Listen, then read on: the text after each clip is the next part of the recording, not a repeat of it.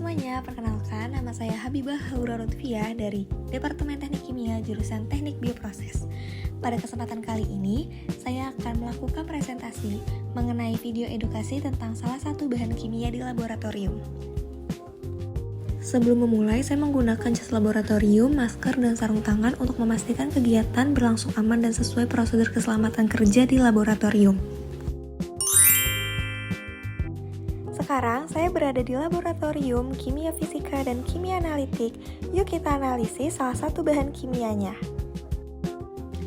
Nah, pada kesempatan kali ini saya akan menjelaskan secara singkat tentang etanol 96%, salah satu bahan kimia yang banyak digunakan di laboratorium dan industri farmasi. Etanol ini adalah cairan bening yang mudah menguap, dikenal dengan rumus kimia C2H6O.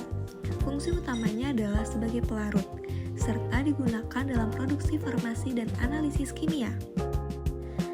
Berdasarkan lembar data keselamatan atau MSDS, etanol termasuk dalam kategori cairan sangat mudah menyala dan dapat menyebabkan iritasi serius pada mata. Oleh karena itu, simbol GHS yang digunakan adalah api dan tanda seru dengan kata sinyal bahaya. Dalam penanganan pertama, jika seseorang terhirup uap etanol, segera pindahkan ke udara segar. Jika terkena kulit, bilas dengan air bersih dan lepaskan pakaian yang terkontaminasi. Dan jika mengenai mata, bilas dengan air mengalir selama beberapa menit dan lepaskan lensa kontak jika ada. Dan bila tertelan, segera berikan air putih dan hubungi dokter. Apabila terjadi tumpahan dan kebocoran, segera hindari menghirup uapnya. Tutup saluran pembuangan, serap cairan menggunakan bahan penyerap seperti Chemizorb dan buang limbahnya sesuai peraturan pengelolaan limbah bahan kimia berbahaya. Alat-alat yang telah digunakan bisa dibilas dengan distilled water.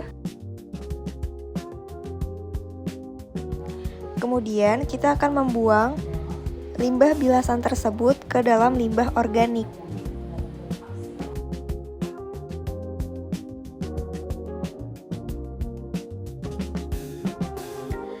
Kemudian etanol disimpan di dalam lemari flammable storage karena sifatnya sangat mudah terbakar. Etanol ini termasuk dalam kategori cairan mudah menyala kategori 2 dengan kode bahaya H225, cairan dan uap amat mudah menyala. Artinya uap etanol bisa dengan cepat terbakar bila terkena sumber panas, percikan api, atau nyala terbuka bahkan pada suhu ruang. Karena itu, lemari flammable storage dirancang khusus dari bahan tahan api dengan ventilasi dan sistem grounding untuk mencegah akumulasi uap serta muatan statis.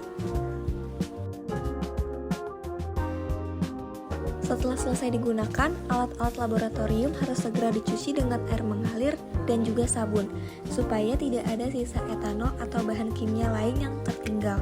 Selain menjaga kebersihan, langkah ini juga penting untuk menghindari resiko reaksi kimia yang tidak diinginkan di kemudian hari. Lalu mengembalikan alat-alat laboratorium ke tempat semulanya.